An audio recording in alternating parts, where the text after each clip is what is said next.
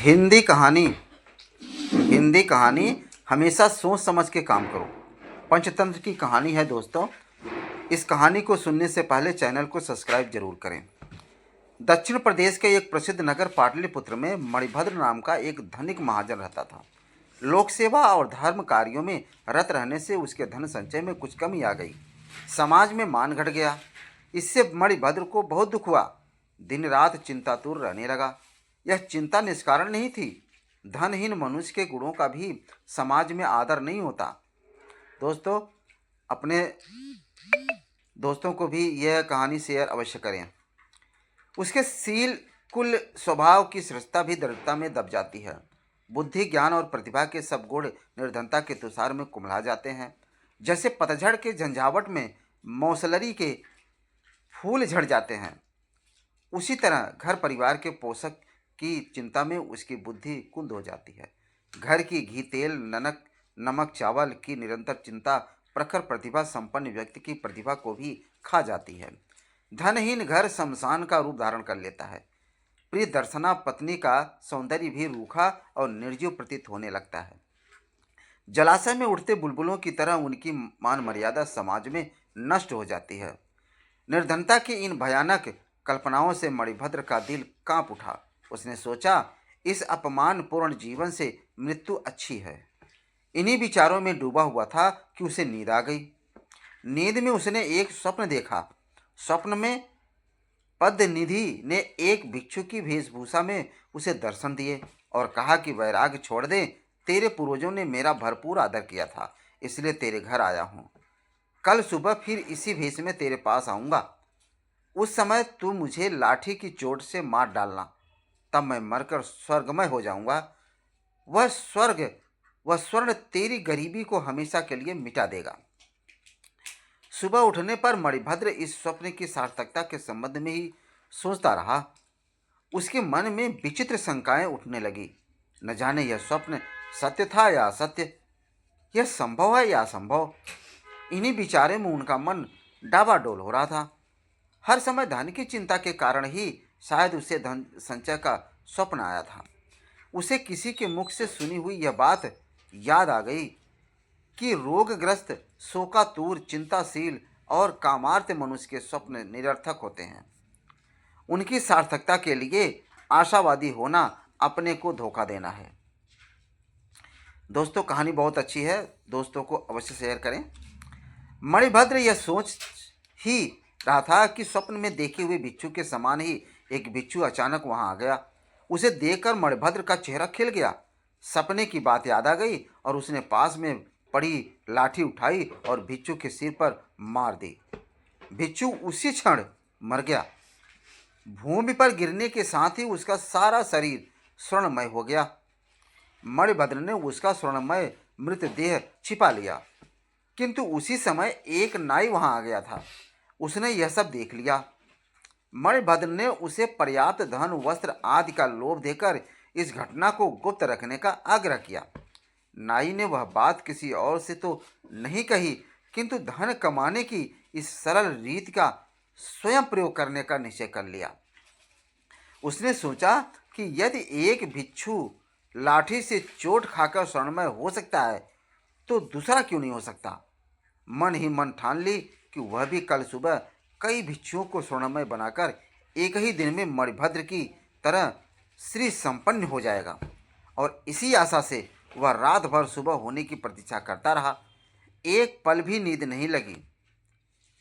सुबह उठकर वह भिक्षुओं की खोज में निकला। पास ही एक भिक्षुओं का मंदिर था।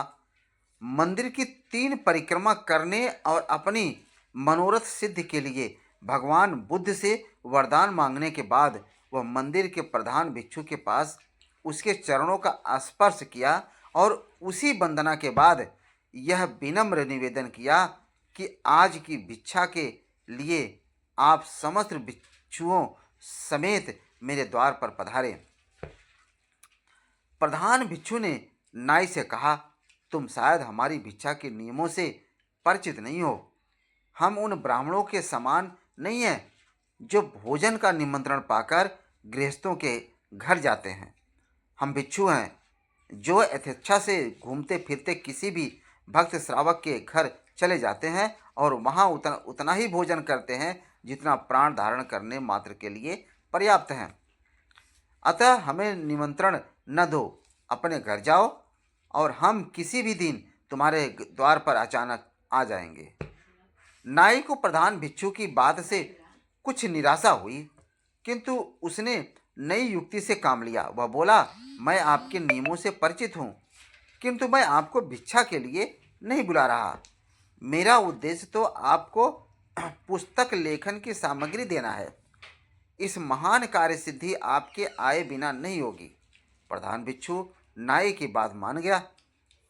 नाई ने जल्दी से घर की राह ली। वहां जाकर उसने लाठियां तैयार कर ली और उन्हें दरवाजे के पास रख दिया।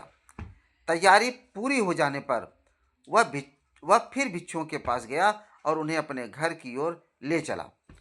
भिक्षु वर्ग भी धन वस्त्र के लालच से उसके पीछे पीछे चलने लगा। और भिक्षुओं के मन में भी तृष्णा का निवास रहता है। यह जगत के सब प्रलोभन छोड़ने के बाद भी तृष्णा संपूर्ण रूप से नष्ट नहीं होती। उनके देह के अंगों में जीर्णता आ जाती है, बाल रूखे हो जाते हैं, दांत टूटकर गिर जाते हैं, आंख कान बूढ़े हो जाते हैं। केवल मन की तृष्णा ही है जो अंतिम श्वास तक जवान रहती है। उनकी तृष्णा ने ही उन्हें ठग लिया। नाई ने उन्हें घर के अंदर ले जाकर लाठियों से मारना शुरू किया। उनमें से कुछ तो वहीं धराशायी हो गया और कुछ का सिर फूट गया।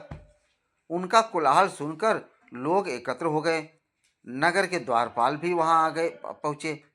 वहां आकर उन्होंने देखा कि अनेक भिक्षुओं का मृतदेह पड़ा हुआ और अनेक भिक्षु आहत होकर प्राण रक्षा के लिए इधर उधर दौड़ रहे हैं। नाई से जब इस रक्तपात का कारण पूछा गया तो उसने मणिभद्र के घर में आहत भिक्षु के स्वर्णमय हो जाने की बात बतलाते हुए कहा कि वह भी शीघ्र स्वर्ण संचय करना चाहता था। नाई के मुख से यह बात सुनने के बाद राज्य के अधिकारियों ने मणिभद्र को बुलाया और पूछा कि क्या तुमने किसी भिक्षु की हत्या की है? मणिभद्र ने अपने स्वप्न की कहानी आरंभ से लेकर अंत तक सुना दी। राज्य के धर्माधिकारियों ने उस नाई को मृत्युदंड की आज्ञा दी और कहा, ऐसे कुपरीक्षितकारी बिना सोचे काम करने वाले के लिए यही दंड उचित था। मनुष्य को उचित है कि वह अच्छी तरह देखे, जाने, सुने और उचित परीक्षा किए बिना कोई भी कार्य न करे, अन्यथा उसका वही परिणाम होता है जो इस कहानी के नाई का हुआ। तो दोस्तों, यह कहानी आपको कैसी लगी? बहुत अच्छी लगी है। और मैं आपको बताऊं इसमें सीखने के लिए क्या है कि अच्छी तरह देखें, जानें, समझें, सुनें और उचित परीक्षा किए बिना कोई भी कार्य करना नहीं चाहिए। तो दोस्तों, ये कहानी अपने दोस्तों को शेयर अवश्य करें। धन्यवाद।